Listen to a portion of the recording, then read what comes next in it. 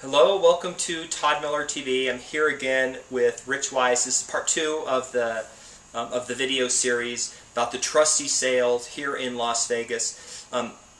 Rich, there's a lot of people out there. They kind of get it. They know that they can go out there with some money and buy a property, fix it up, and then resell it and make money. And obviously, you've done like 600 of these in the last 3 years, yeah. So you're probably aware of some common mistakes that people make. So what are some of the things those guys out there should watch out for? The first thing you got to watch out for is the title work. Make sure that you're running proper titles, so that you're not buying a second mortgage. You don't have exorbitant HOA fees or back taxes, delinquent taxes that are owed on the property. Lis pendants could be filed on the property, mechanics liens. These are some of the shortfalls that people run into. They come down to the auction, they think that they can buy a $100,000 house for $70,000, and they don't do their homework. Some of the other pitfalls are you didn't actually look at the house. You don't know if the roof is okay. You don't know if the plumbing works. You don't know if the AC works, so that when you actually do walk into those homes and it's time for you, to paint and clean it up and put some new carpet, lo and behold, the air conditioner is not there. Lo and behold, the roof isn't there. So there's a lot of homework that you need to do before you buy that home. So if somebody tells you, I want to net $20,000 on the sale of a home that's like in the low hundreds,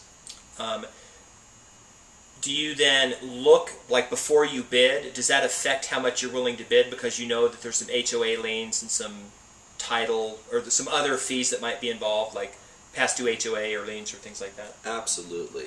Let's say I value a house at about $150,000. I'm going to take a look at what the HOA liens are, delinquent taxes, any assessments on that house, and I'm going to total up that number, and for argument's sake, let's say it's $10,000. So a house that I could sell for $150,000 is now worth $140,000 to me.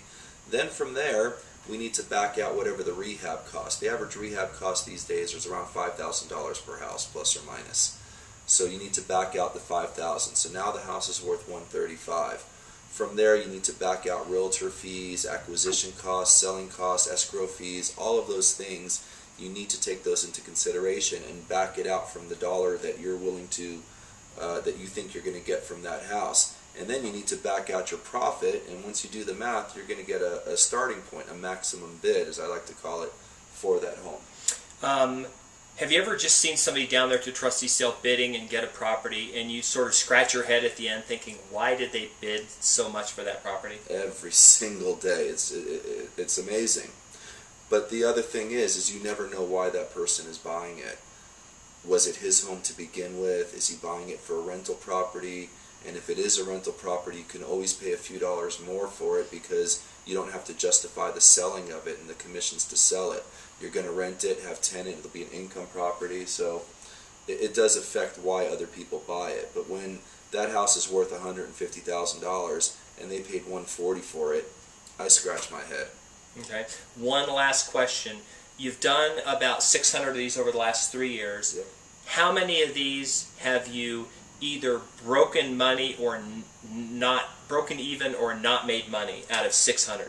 We have lost money twice, and we broke even about 3-4 times. So basically, your percent rate of making money is about 99% or extremely high number. That's about right, yeah. Okay, very good.